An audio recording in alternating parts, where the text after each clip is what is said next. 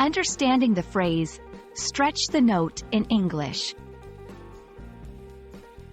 Hello everyone. In today's video, we're going to explore the meaning and use of an interesting English phrase, stretch the note.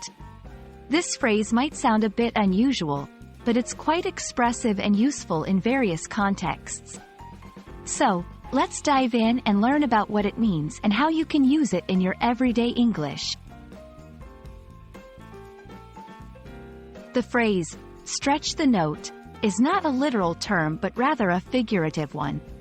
It is often used in music to describe a situation where a musician holds a note for longer than its standard duration.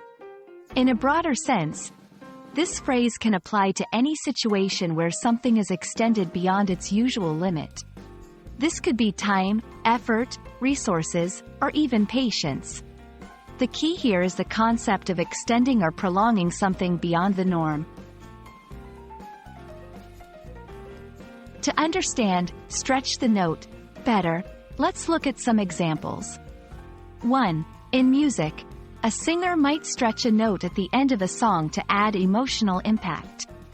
2. In work, if a project deadline is extended, one might say, we're stretching the note on this project.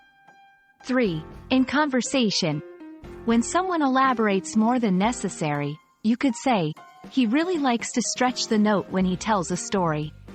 These examples show how the phrase can be adapted to various situations, always carrying the idea of extension or prolongation. As English learners, it's important to understand the context in which stretch the note is used. It's often used metaphorically, so look for cues in the conversation or situation.